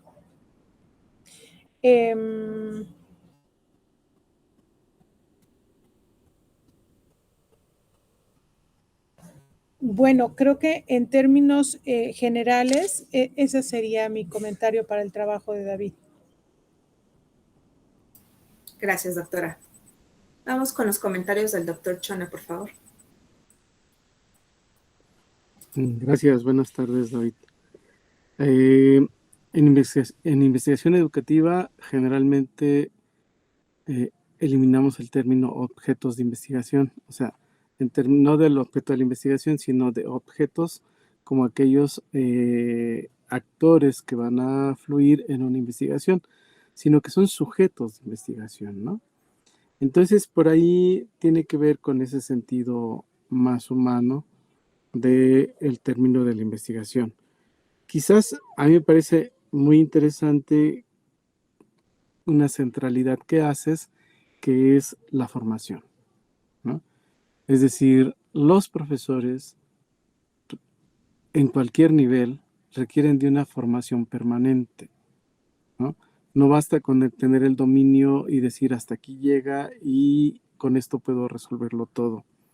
Y que justamente esa centralidad de la formación va a permitir algo muy interesante que dejas mirar, que yo lo transformé en esto: nuevas habilidades y capacidades docentes, una demanda para habitar en la era digital, ¿no? Es decir, estamos inmersos en un mundo que no era el nuestro, ¿no?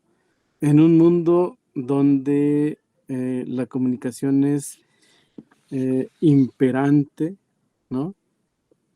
Sobre todo porque no sabemos estar en soledad. Necesitamos estar en contacto con los demás para sentirnos parte de, ¿no? Entonces, en esa idea, lo único que yo te propondría es que no te quedaras solo con el diseño y metodología, sino que asumieras este esquemita, si te viene bien: investigación, acción, transformación. Es decir, ¿qué investigas? ¿No?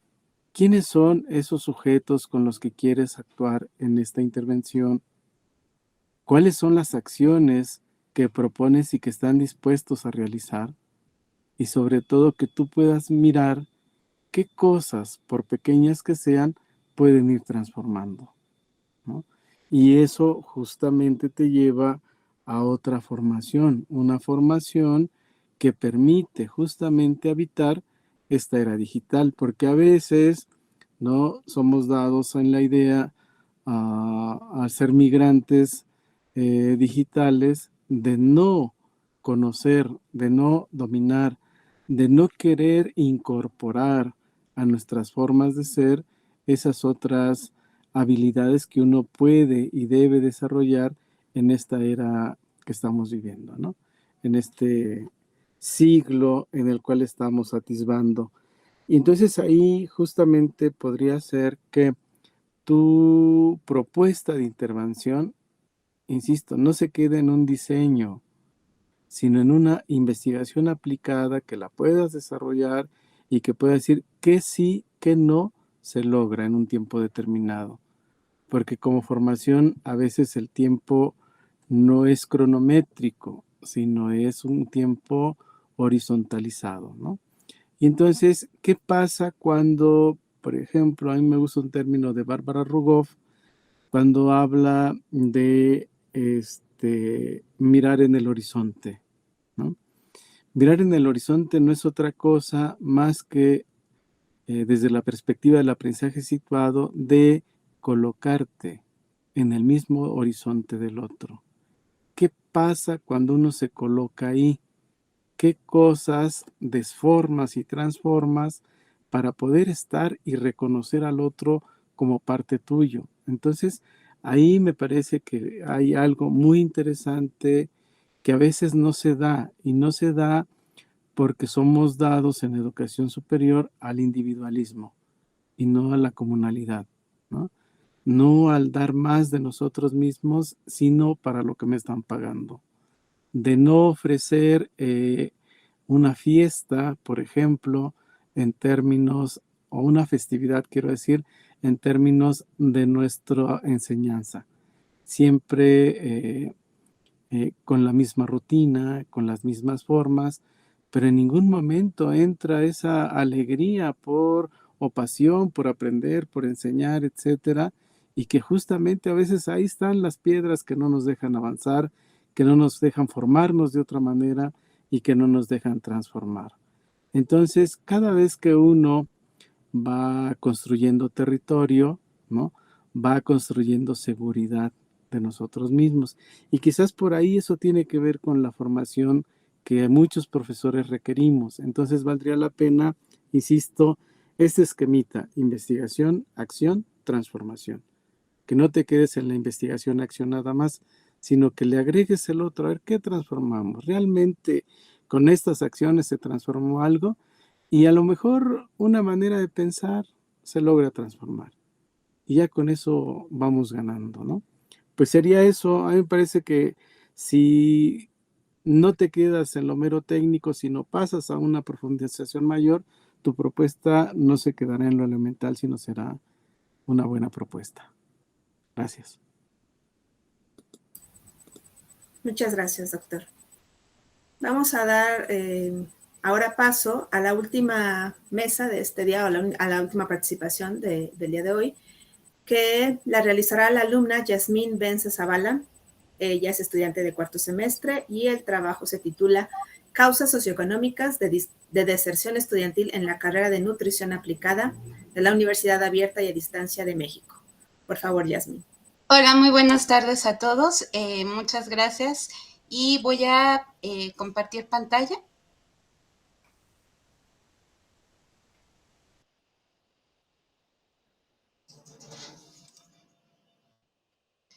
¿Ya se está viendo? Sí. Ok. Bien, mi trabajo se trata de un trabajo de investigación y es las causas socioeconómicas de la deserción estudiantil en la carrera de nutrición aplicada de la Universidad Abierta y a Distancia de México durante los bloques 2301B1 y 2301B2, que son los bloques que corren de enero a junio. Bien, como introducción les puedo mencionar que pues la deserción representa costos de oportunidad para la sociedad y las instituciones, mucho más cuando estamos hablando de instituciones públicas, ya que el presupuesto que está asignado pues se va disminuyendo precisamente por, entre algunas causas, por la deserción. Hay muchas razones para la deserción escolar y hoy no solo es la escuela y los estudiantes, sino también la sociedad. Y un dato adicional, pues es la pandemia de COVID que acabamos de enfrentar, ¿no? La deserción es una problemática ampliamente investigada en sistemas presenciales, pero se sabe poco del por qué el alumnado abandona los sistemas abiertos y a distancia, ya que por su flexibilidad, pues ofrecería muchísima más oportunidad de terminación que los sistemas tradicionales. Entre el estado del arte, bueno, Nieves dice que la deserción o las pausas viene a ser una deserción encubierta. Se sabe poco del por qué el alumnado abandona los programas abiertos y a distancia, ya que son nuevos, ya que son metodologías recientes. Esto lo menciona Pérez en 2019, la deserción escolar, de acuerdo a Torres, en 2012, como se citó en Otero en 2022, se vincula a un comportamiento que tiene su concepción en la sociedad y en las normas que se imponen como parte de un sistema. Existen diferentes causas, de las que más se han investigado son los enfoques psicológicos, que buscan condiciones internas y personales de las personas que llevan a tener dicho comportamiento, según Feinspiel y Argen en 1975, citados por Donoso y Sheinfeld en 2007. Bien, la justificación de este trabajo. En 2022, la Universidad Abierta y a Distancia... ¿Sí? Disculpa que te interrumpa. No sé si, como tu compañero, también necesitas avanzar en las diapositivas o está bien ahí aún en el título. No, ya avanzó un montón. Ah, no, todavía no. Ahí estamos en justificación. Ajá. Es que creo que si lo comparto con toda la pantalla es cuando como que se traba. Voy a desactivar el video. Sí, eso sería de gran ayuda. Ajá, si para se que puede, pueda correr muchísimo más rápido. Pantalla completa también a lo mejor se ayudaría. No sé si el resto de nuestros participantes alcanzan a ver. A ver. Pero a lo mejor puede ayudarnos. A pantalla completa. Sí se ve. Ah, ok. Gracias. A ver, voy a intentar correrla para ver si ya ahí cambia. Ahorita estamos en justificación todavía. No, ya la adelanté. Es el programa Estado del arte ya está. Ajá. Bueno, como les mencionaba, se han investigado desde diversas causas, desde las cuestiones socioeconómicas hasta las psicológicas. Algunos de los autores, como Donoso, menciona que los estudiantes necesitan sentirse parte de la institución o que pertenecen o generar sentido de pertenencia. En este caso, en particular para mi trabajo, me tuve que enfocar a las causas socioeconómicas precisamente por cuestiones de permisos y demás que pues no obtuve durante el desarrollo de la maestría. Bien, sí se alcanza a ver, ¿verdad? Porque se traba al compartir pantalla completa. Sí, alguien nos comentaba que sí se alcanza a ver. Ajá. Sí, bien. Bueno, la justificación de este trabajo. En 2022, la Universidad Abierta y a Distancia de México tuvo 100,110,650 matriculados, de los cuales 48% fueron hombres y el 52% fueron mujeres. En 2022, la institución tuvo solamente 2,837 egresados. De estos, 1,265 fueron hombres y 1,572 fueron mujeres. Las áreas con más egresados fueron Ciencias Sociales y Derecho con 1,060, Administración y Negocios con 701, Ingeniería y Manufactura con 351. Los datos vienen directamente de la página de Secretaría de Economía del Gobierno de México y como podemos ver, pues aquí hay un índice importante entre los matriculados y los que terminan la carrera o los que ya se titulan. El índice de terminación pues es muy bajo, si lo podemos apreciar, entre casi 111,000 estudiantes matriculados para 2,000, casi 900 egresados, pues es realmente bajo el índice de terminación. La hipótesis del trabajo es preguntarnos si son los factores socioeconómicos la causa primaria de la deserción de los estudiantes de la carrera de nutrición aplicada en la Universidad Abierta y a Distancia, UNAD. Como objetivo general del trabajo fue conocer si son las causas socioeconómicas la razón primaria asociada al abandono estudiantil en la carrera de nutrición aplicada en la Universidad Abierta y a Distancia de México. Objetivos particulares: definir conceptualmente el fenómeno de la deserción estudiantil en la carrera de nutrición aplicada, identificar las causas de la deserción durante los bloques 2301B1, 2301 y B2, en la carrera de nutrición. El diseño metodológico que se aplicó para el presente trabajo fue un análisis cualitativo transversal descriptivo en los bloques que ya he mencionado, para identificar las bajas de los estudiantes de la licenciatura en el periodo de enero a junio de 2023. Desafortunadamente, por tiempos, no pude dejar la encuesta más tiempo. Fueron solamente 4 días las que estuvo en línea. Fue una encuesta a través de Google Forms. El criterio que se aplicó para aplicarla fue simplemente alumnos que no estuvieran cursando en este momento ninguna materia o que no ingresaran al curso regular durante los bloques. También fue que por lo menos tuvieran 6 meses fuera de la institución con baja temporal y pues empleó un muestreo no probabilístico de tipo convencional o intencional. Resultados. El estudio se dividió en 5 categorías que fueron los datos generales del estudiante, los datos académicos, salud y bienestar, los datos sociofamiliares, aspectos económicos y laborables. Hubo un 6º apartado que fueron otras variables, pero fueron preguntas muchísimo más generales. En los datos generales del estudiante tenemos que algunos declararon que se hallaban en el estado de Veracruz, Chihuahua, Tijuana, Puebla, Oaxaca, Ciudad de México, San Cristóbal de las Casas, Villahermosa, Tabasco, Guadalajara, Jalisco, Azcapotzalco, Ciudad de México, Ciudad del Carmen, Campeche y Cancún, Quintana Roo. En la categoría de los datos académicos, el 48.28 de los encuestados indica que su estilo de aprendizaje es audiovisual. Perdón, aquí me salté. Les decía que por cuestiones de tiempo, por terminar el trabajo, la encuesta solamente estuvo en línea 4 días, por lo cual fueron 35 estudiantes las que las contestaron, pero 6 de ellos se tuvieron que descartar porque sus respuestas pues fueran puras cosas que no iban al caso, por ahí hasta pues comentarios vulgares, oeses y demás. Entonces esas respuestas fueron descartadas. Como les mencionaba, el 48.28 de los encuestados indica que su estilo de aprendizaje es visual, el 34.48 se identifican como kinésicos y solo el 12.3% manifestó que no conocía su estilo de aprendizaje. El 17.4% son auditivos, es decir, que prefieren escuchar, y esto es particularmente importante a la hora de diseñar o impartir una clase, el conocer los estilos de aprendizaje que debemos de tener en cuenta en relación con las necesidades de los estudiantes para los futuros proyectos de intervención. Entre los principales motivos que han causado su baja temporal, es decir, que tienen un año fuera de la institución, el 34.48 mencionó que es el tiempo, un 31.03 por cuestiones personales y el 17.24 atribuye esas dificultades a las herramientas que brinda la universidad.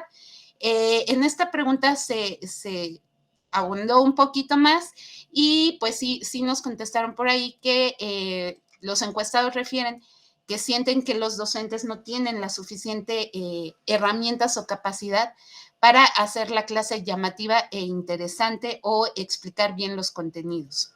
El riesgo de abandono en su mayor parte se le atribuyen a que se dedican a trabajar, que es lo que consume la mayor parte de su día a día, con más de 20 horas a la semana. Ahorita voy a pasar a esa estadística. El difícil acceso a la tecnología y una conexión más estable a Internet y la escasa capacidad didáctica de los docentes. Como el modelo es en línea, aquí cabe mencionar que solamente se les da o tenemos nosotros como obligación dar solamente una sola clase por unidad. Entonces, muchas veces esto para los estudiantes es insuficiente para comprender los contenidos. En la categoría de salud y bienestar, el 100% de los encuestados indicó que se encuentra en buen estado de salud. El 44.83 cuenta con servicios médicos públicos, el 37.93 cuenta con servicios médicos privados, el 17.24 indicó que no cuenta con servicios médicos.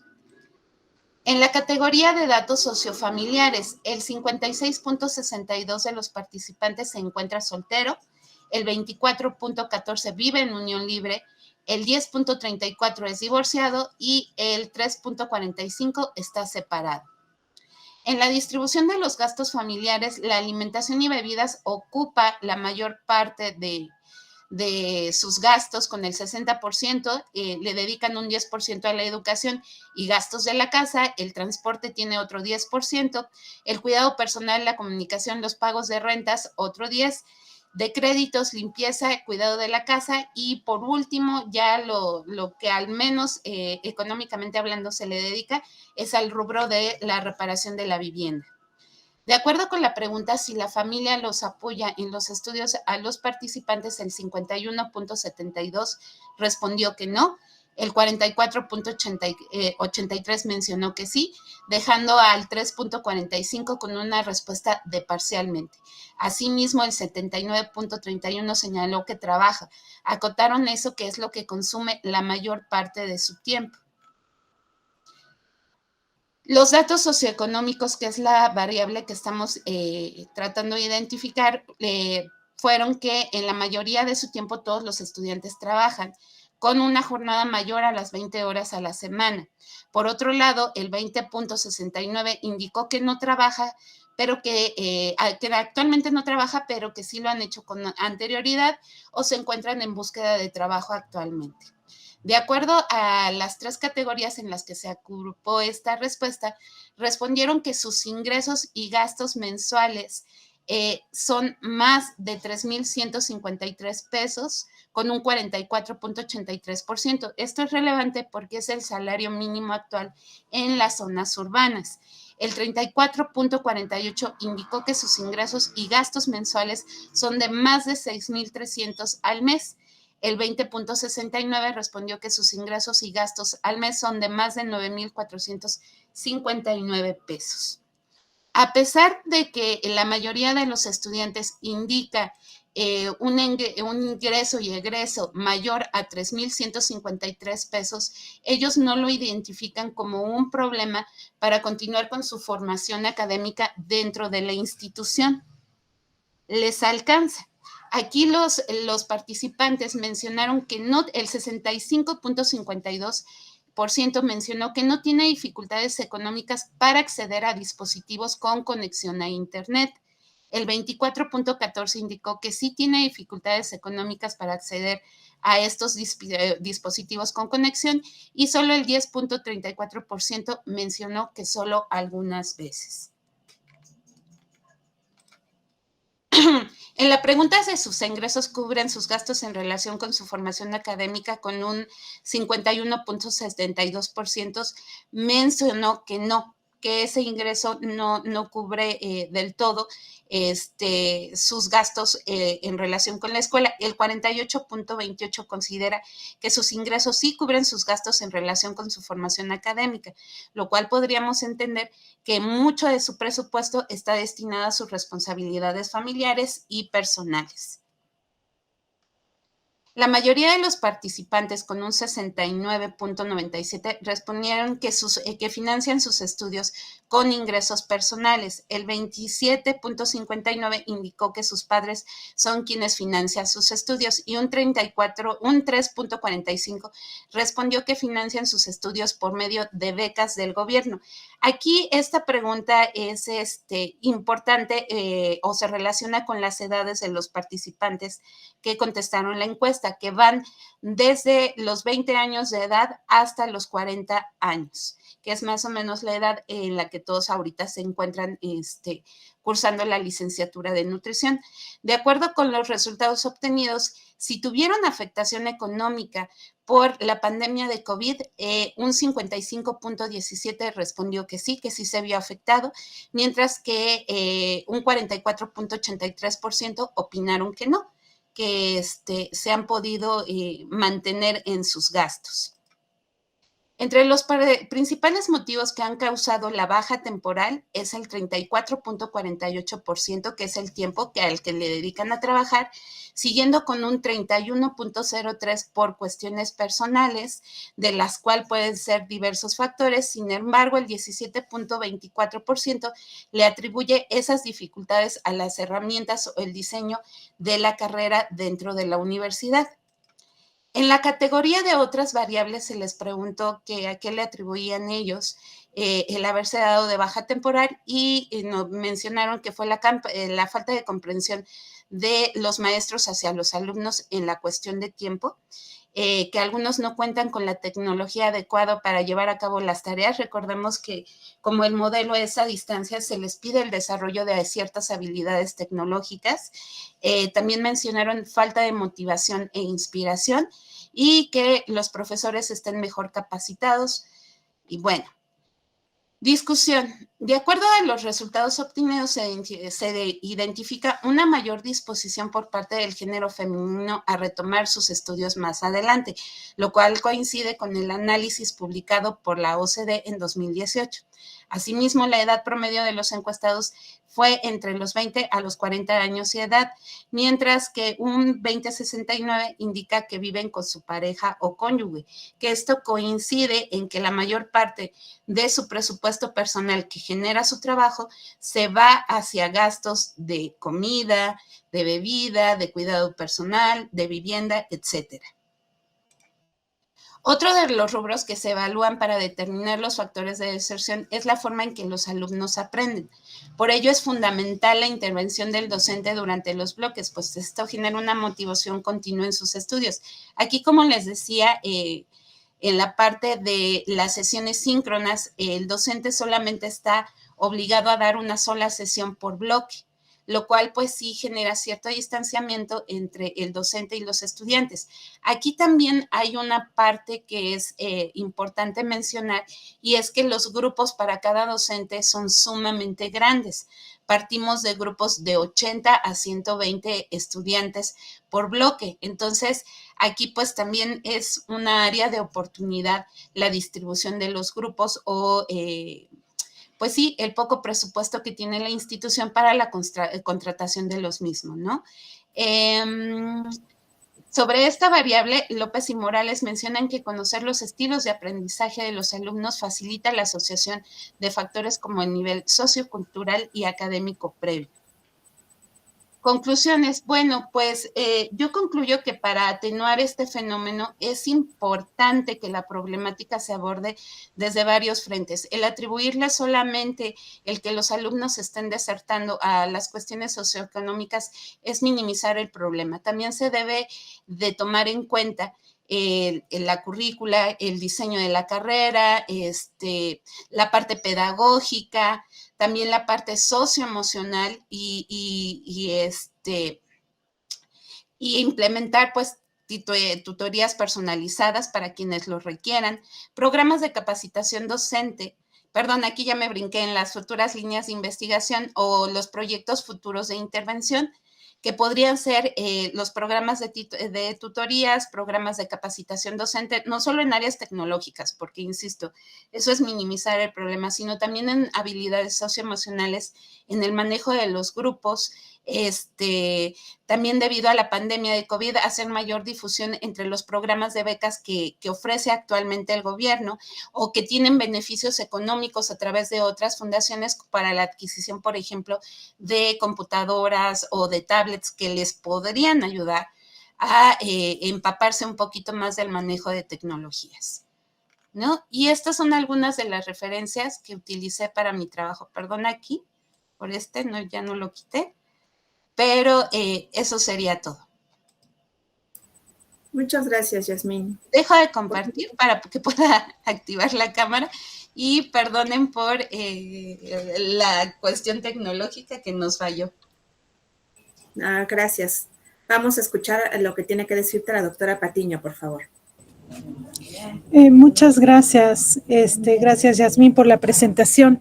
Me parece un tema sumamente pertinente, muy interesante. Yo en la lectura de tu trabajo veo que planteas el problema de la deserción universitaria y mencionas que no ha sido suficientemente investigado. Algo que dijiste en la presentación es que ha sido investigada la deserción universitaria, pero no tanto la deserción universitaria de la educación a distancia. Y me parece que eso lo tienes que tener presente todo el tiempo y subrayarlo casi en todo el trabajo, desde el problema hasta el objetivo y hasta el estado del arte y en todos lados. Porque pues porque estamos hablando de una modalidad distinta,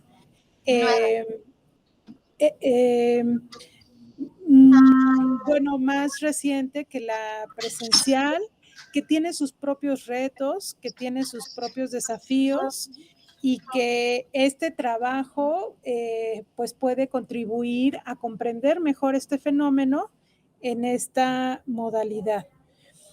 Y te digo que es importante que lo tengas en cuenta en todos los apartados de tu proyecto de investigación, porque en el estado del arte, pues habrá que revisar realmente cuántos estudios y qué fue lo que encontraron en estos estudios respecto a las causas de deserción en la educación a distancia.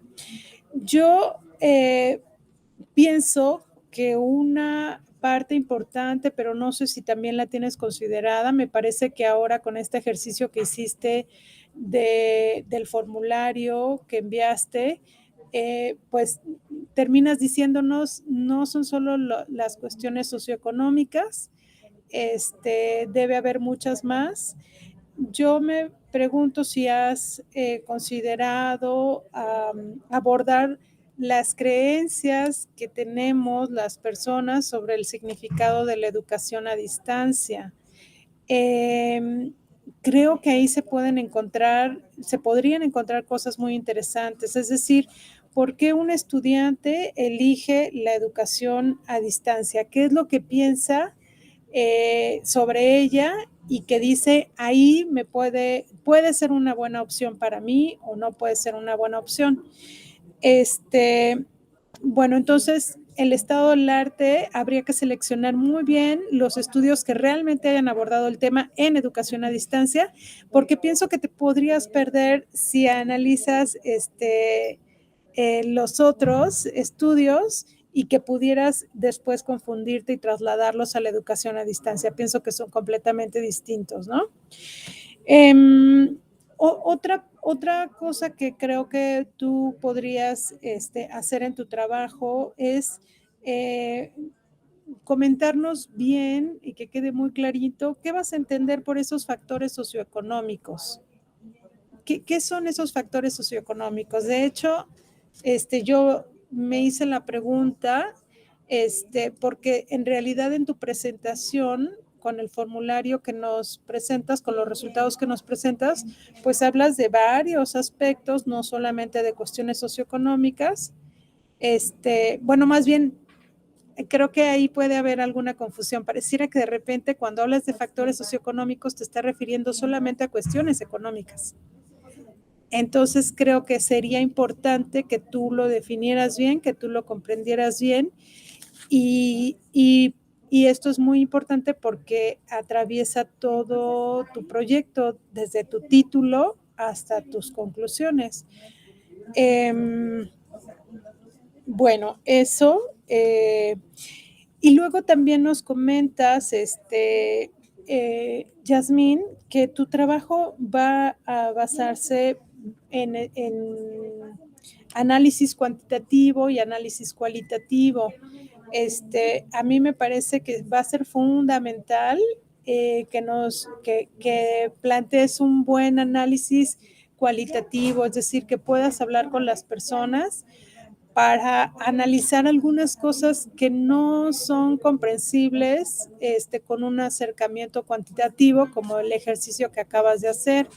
Por ejemplo, en alguna pregunta decía que las cuestiones económicas no impactaron tanto en algunos, en tus informantes, pero después en otra pregunta que se plantea de una forma distinta, pues casi es el 50% de personas que dicen que sí impactaron las cuestiones económicas. Entonces, si te fijas, pues ahí hay errores que a veces podemos cometer o con las preguntas, con cómo las planteamos, cómo se las hacemos llegar a las personas, y que una entrevista, un grupo focal te podría dar otra perspectiva, ¿no? O una historia de vida, no sé, creo que ahí cambiaría muchísimo el resultado. A mí, bueno, este tema a mí particularmente me interesa y me vinieron varias preguntas a la cabeza. No sé si pasaste muy rápido lo del rango de edad, pero bueno, habría que revisar también muy bien, con base en los supuestos que tú tienes, Yasmín, no sé si nos está escuchando porque se congeló su imagen. ¿Me escuchas, Yasmín? ¿O es mi internet?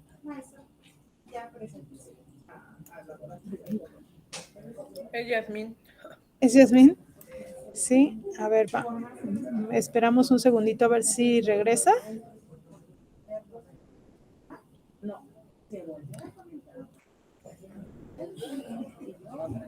¿Ahí nos escuchas? No, ya salió, ¿verdad? Sí, al parecer salió, ya está entrando. Sí. Ahí está. No te escuchamos, Yasmín. No te escuchamos, Yasmín. Perdón, se inhibió la computadora, no sé qué pasó. No te... estática y ya no escuché y me tuve que desconectar. Sí, no te preocupes.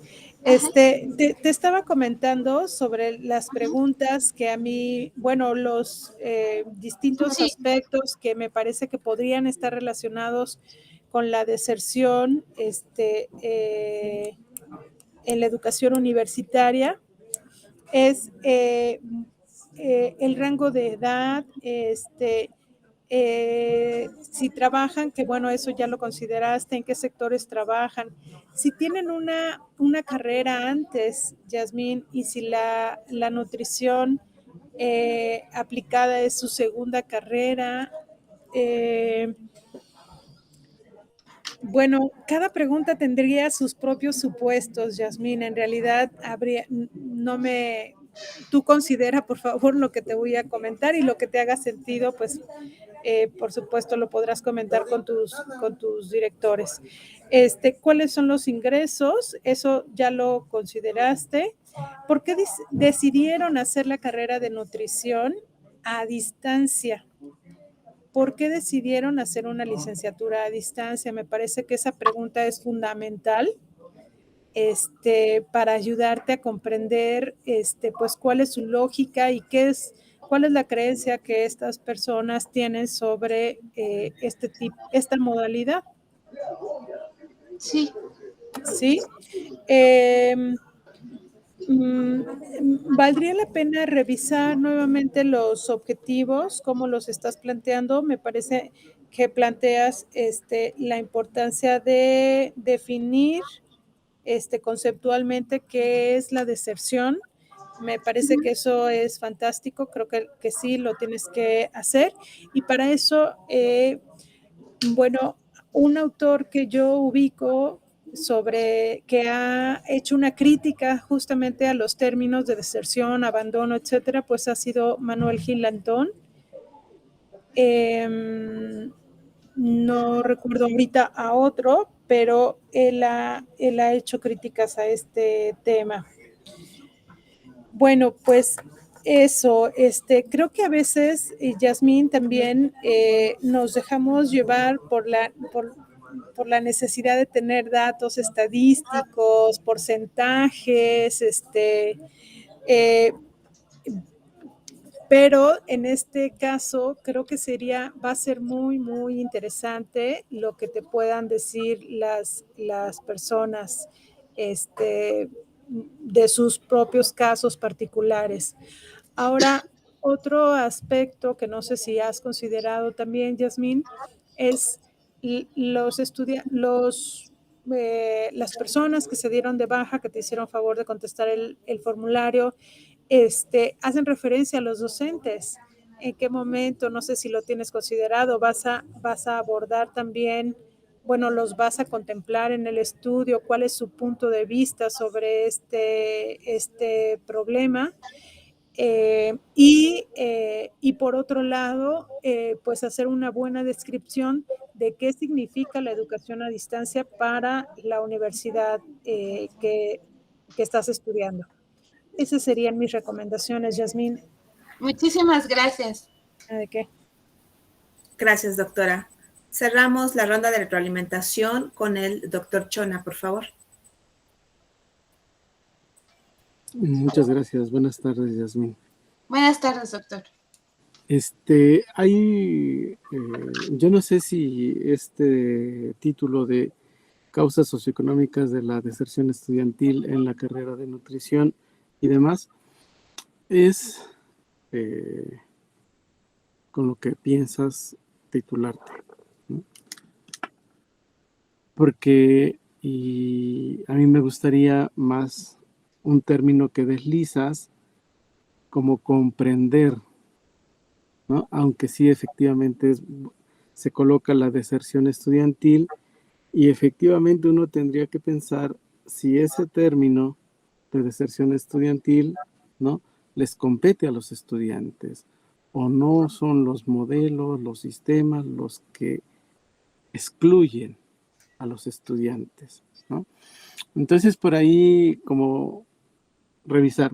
Pero a mí, por ejemplo, me gustaría, si abonando hacia un título de tesis, comprender, ¿no?, el desempeño académico en estudiantes de educación superior, el caso de la Universidad Abierta, el caso de la carrera de nutrición aplicada de la Universidad Abierta a Distancia de México.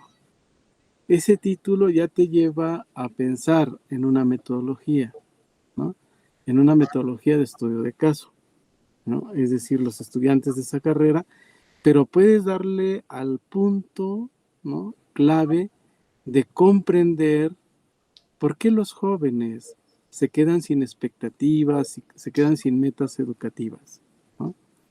Y justo, por ejemplo, una parte fundamental que haces, ¿no?, es conocer cuáles de estos causas socioeconómicas son las que inciden en tal y en tal y en tal, pero que justamente, y tú lo que nos has presentado es riquísimo, está muy lleno, está muy abundante, ¿no? Pero entonces falta la segunda parte, ¿no?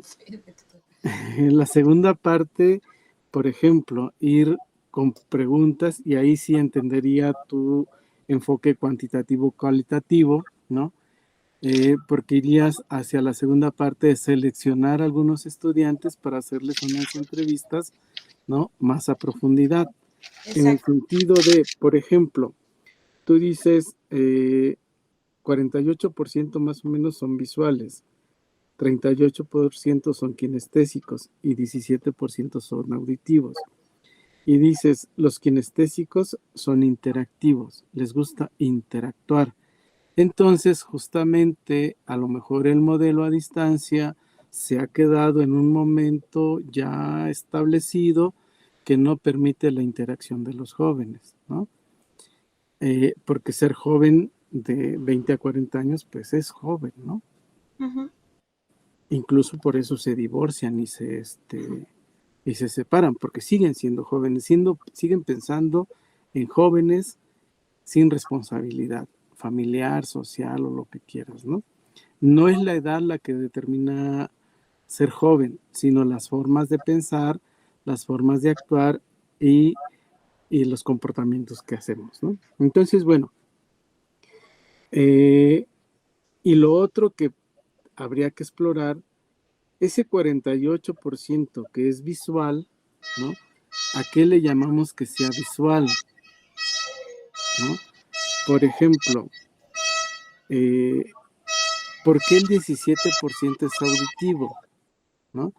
Y algunos estudios nos dicen que los visuales son juntamente aquellos chicos o aquellos jóvenes que indagan, que preguntan, que cuestionan, que reflexionan, etc.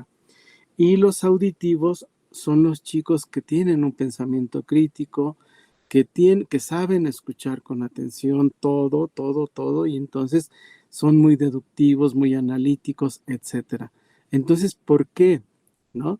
Pensar que el porcentaje menor es estos, y valdría la pena como explorar, ¿no? Si tienes algunos casos de los que están clasificados como auditivos, para ver qué es eso que tú clasificas de acuerdo al cuestionario como auditivos o como kinestésicos o como visuales, ¿no? Valdría la pena explorar la otra parte, ¿no? No solamente que el auditivo sea el que le gusta escuchar música, videos, no solo eso, sino hay estudios que nos hablan de la otra parte de estos 3 estilos de aprendizaje, ¿no? Que valdría la pena explorar. Y entonces, justamente hay una demanda generalizada a nivel estudios superiores de que los docentes no tenemos el dominio ni pedagógico ni disciplinar. Pero es una demanda generalizada y no sé por qué, si uno se esmera por ser mejor, ¿no? No es cierto, sino que algo habría que investigar de por qué tienen esa concepción, ¿no? Y que de alguna manera nos va a dar como otros elementos. Y algo muy rico que ya la doctora Patiño la estaba planteando, justamente el 56% son solteros y viven para pagar sus estudios de las becas y de los papás. Entonces tienen una condición diferente al otro 44% que viven en unión libre y viven divorciados o separados, ¿no? Que ya vivieron esta experiencia de familia y que justamente tuvieron que haber solventado sus gastos, etcétera, ¿no? Entonces, por ahí como cruzar los datos te podría dar otros elementos de análisis para poder inferir otras cosas, ¿no? Y que algo muy rico, que también falta como explorar, aunque lo deslizas, es estas maneras de comportamiento, ¿no?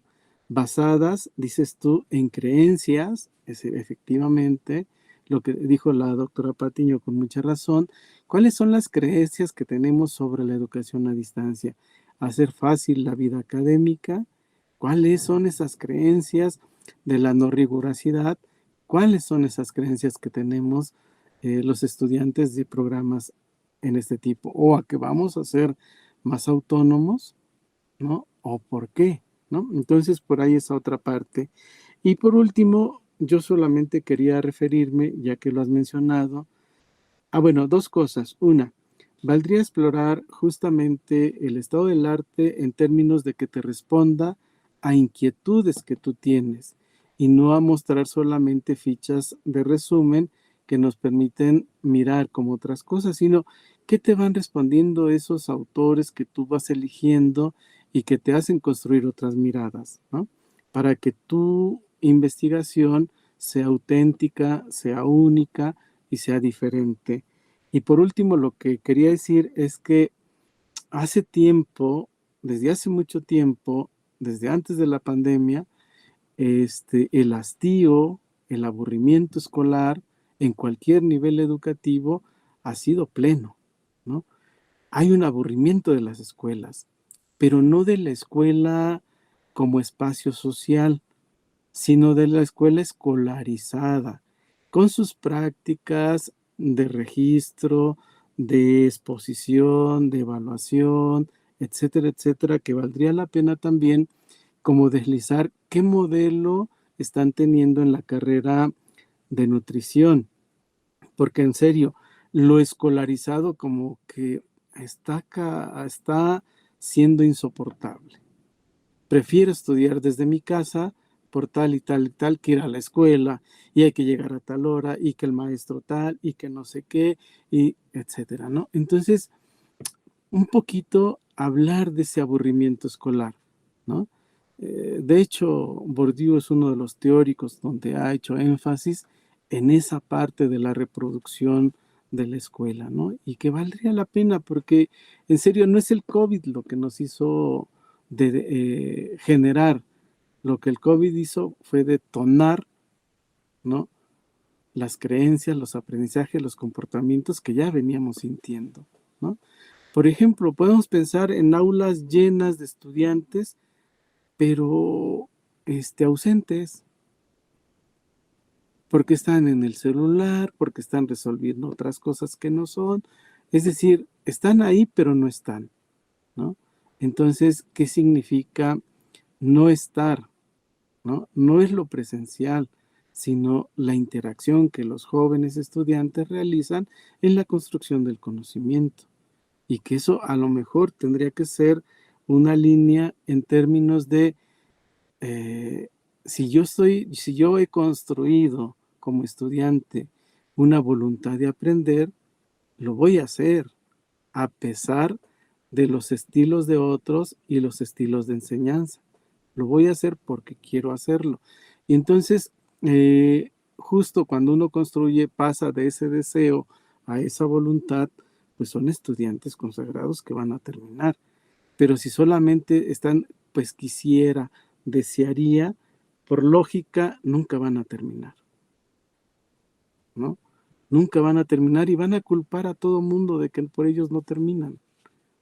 Entonces, valdría la pena como explorar en esa segunda parte de tu investigación, ¿no?, ahora el dato cualitativo.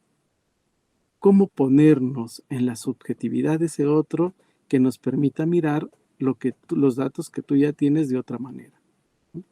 Y creo que sería una tesis bellísima. Gracias. Muchísimas gracias, doctor. Muchas gracias, doctor. Gracias también a Yasmín.